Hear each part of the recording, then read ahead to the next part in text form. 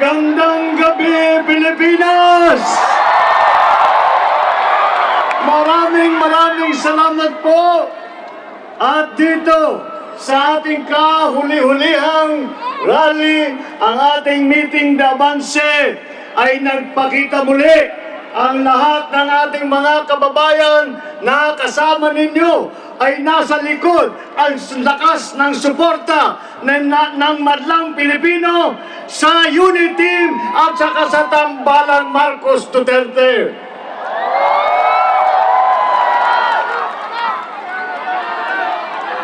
Mula po nung kami ay nagsimula nitong kampanya na ito, ay aming dala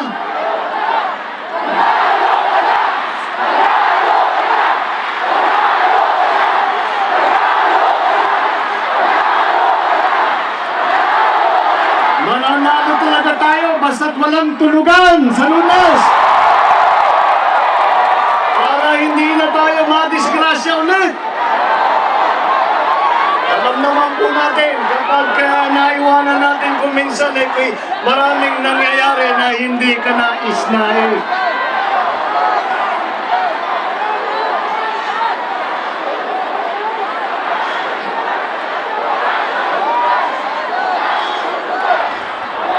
Katakot-takot na kape itong uubusin natin. Mula po, nung nagsimula ang kampanyang ito, ang unity team po ay 6 na buwan nang umiikot sa buong Pilipinas at dala ang mensahe ng pagkakaisa, dala ang mensahe ng pagmamahal at pagtutulungan ng bawat Pilipino. Dahil po, sa aming pananaw, ito ang kailangan natin sa panahon na krisis kagaya ngayon. At tinanggap po ninyo ang mensahe namin tungkol sa pagkakaisa. Naunawaan po ninyo kaagad na ang pagkakaisa ay magiging bunga ng pagmamahal ng bawat Pilipino sa isa't isa.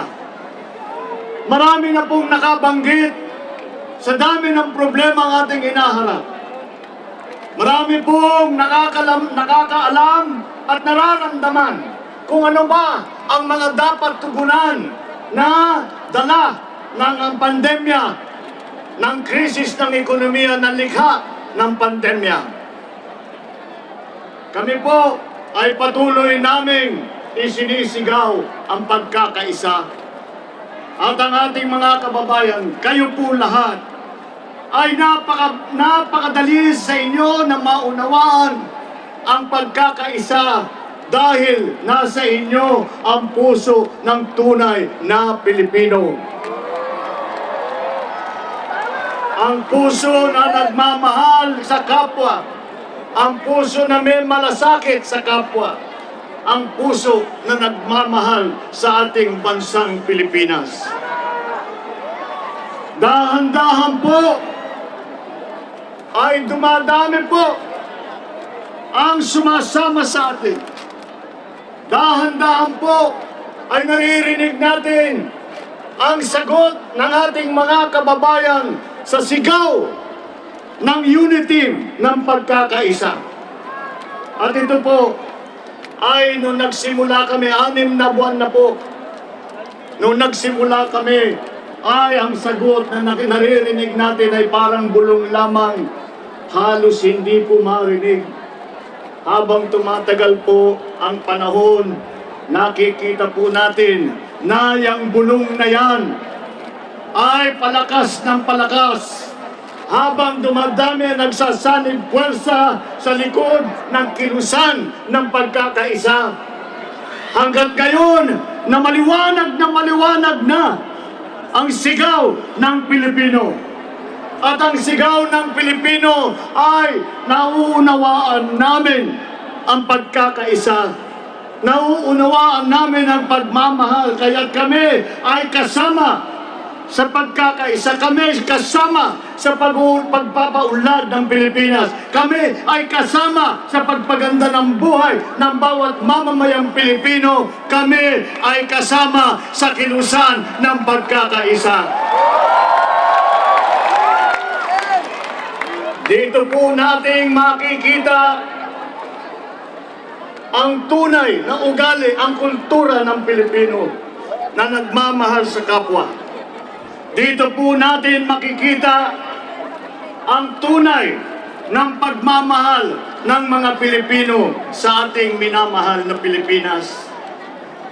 Kaya naman po, ang ating sinasabi ay hindi tayo dapat magtaka. Dahil po, alam po natin ang ugali ng Pilipino.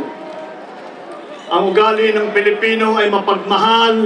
Ang ugali ng Pilipino ay may malasakit sa kapwa. Lagi ko pa, nung pag-iikot-ikot namin, lagi ko pong sinasabi na alam naman po natin ang tunay na puso ng Pilipino. Ang tunay na puso ng Pilipino ay tutulungan ang kanyang kapwa kapag naghihirap. Ang tunay na puso ng Pilipino ay magbibigay ng kanyang kamay upang makapagdulot man ng kaunting tulong at ginhawa kung isang ay natisod na nadapa na Pilipino. Alam naman po natin na ang ugali ng Pilipino ay maging mapagmahal hindi lamang sa kapwa kung hindi sa bansang Pilipinas. Kaya naman po, kami po ng Unity, ng Tambalang Marcos at saka Duterte, kami po ay umikot upang lumapit sa ating mga kababayan at hilingin sa inyo ang inyong suporta. Hilingin sa inyo ang suporta para sa aming mailuklok ang ating mga magagaling na opisyal para aming masimulan ang pagkakaisa ng sambayanang Pilipino. At dumadami na po ang sumanib puwersa dito sa kilusan ng pagkakaisa. Ngunit, meron po akong napuna. Kami po ay tumakbo sa ilalim ng adhikain ng pagkakaisa. Hiningi namin po ang suporta ng ating mga kababayan. At ibinigay naman po ninyo ang inyong nagpahayag kayo ng suporta, nagpahayag kayo ng tiwala sa Marcos at kay Marcos at saka dito Duterte at pati sa Unity. Kaya gumanda po ang pag-asa namin na pagdating ng halalan, baka naman ay kami ay mabigyan ng pagkakataon na simulaan ang pagkakaisa ng Pilipinas. Ngunit po, hindi pa po tayo nakarating sa halalan. Hindi pa po tayo wala pa po tayong napasyahan ng mga kandidato na mamumuno sa darating na ilang taon. Ngunit, ang taong bayan po ay hindi na po nagantay sa halalan. Ang taong bayan po, nung narinig ang aming mensahe ng aming adhikain ng pagkakaisa, ay sinimulan na ang pagkakaisa. Kaya't nating nararamdaman ngayon na ang buong Pilipinas ay dahan-dahan ng nagkakaisa.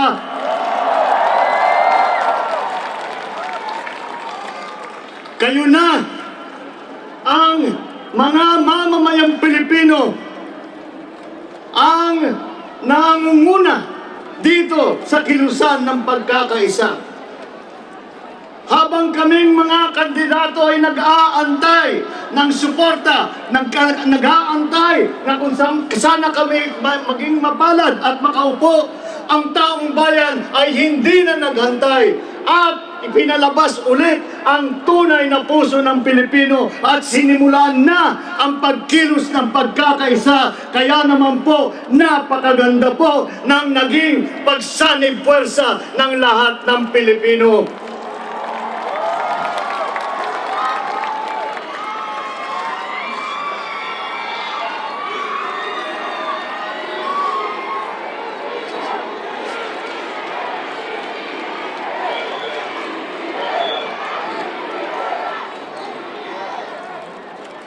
Kayo na ang nangunguna sa kilusan ng pagkakaisa.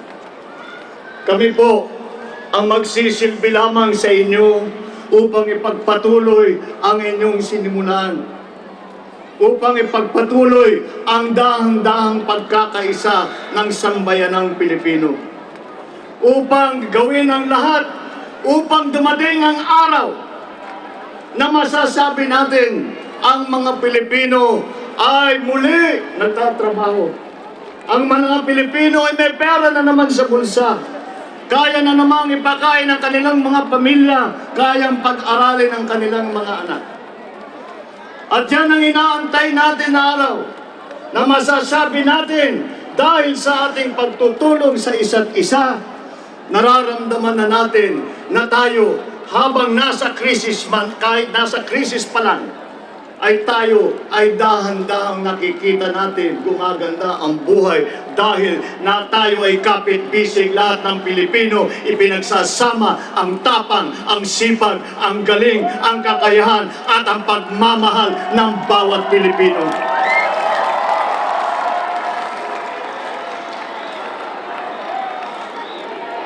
Inaantay natin na masabi na dumating na ang araw na tayo ay masasabi natin na ipagsama-sama natin ang mga Pilipino. Napaganda na natin ang buhay ng ating mga kababayan dahil tayo ay tumulong, dahil tayo ay nagkaisa. At pagdating ng araw na yan, ay tayong mga Pilipino ay magmamalaki ulit. Sasabihin sa ating mga kaibigan sa buong mundo, tignan nyo kami, mga Pilipino, dumaan sa krisis at hindi kami nakaraos lamang. Kami ay sumikat pa at nalampasan na natin ang ating sitwasyon bago pa nagkaroon ng pandemya. Pagagandahin pa natin.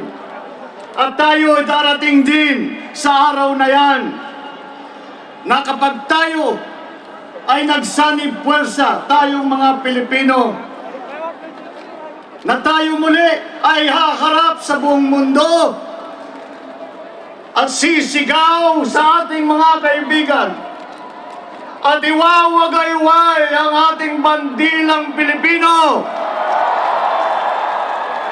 at sasabihin natin at ipagmamalaki natin at isisigaw natin, ako ay Pilipino, taas noo kahit kanino.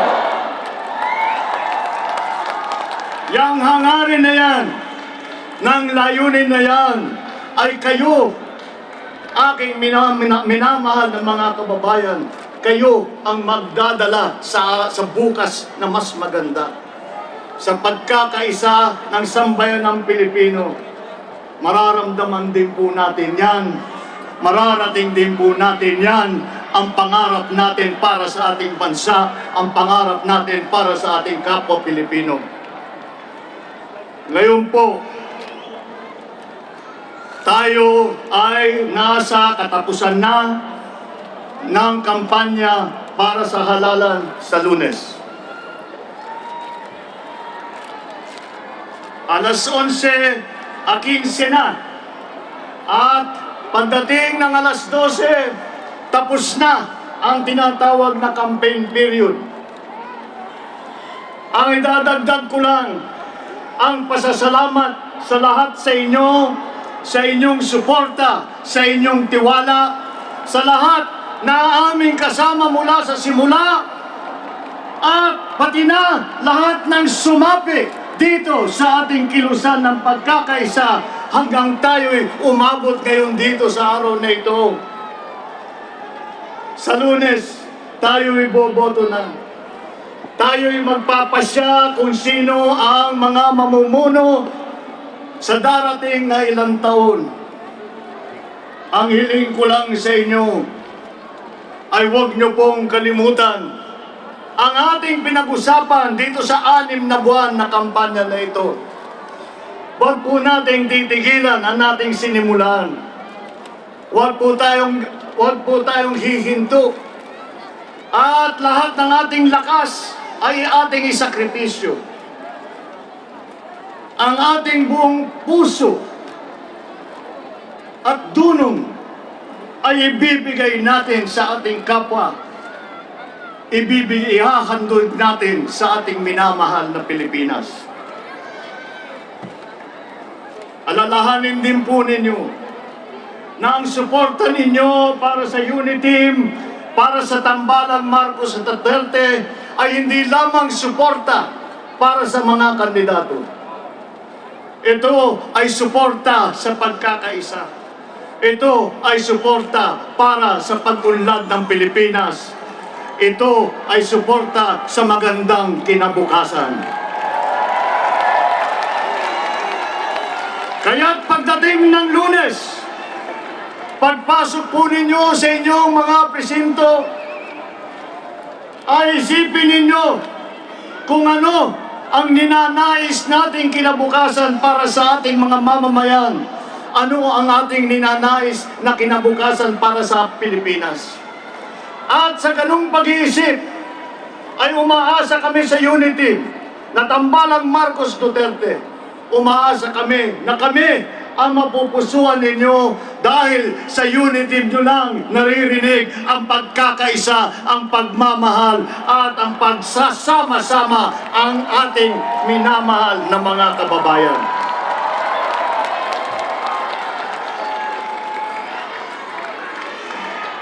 Gawin na po natin ang nakasulat sa ating mga placard. Sama-sama tayo sa tagumpay. Sama-sama tayo sa tagumpay sa darating na halalan sa Lunes.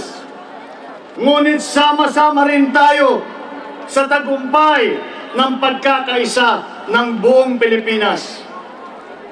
Yan po ang naming naging pangarap.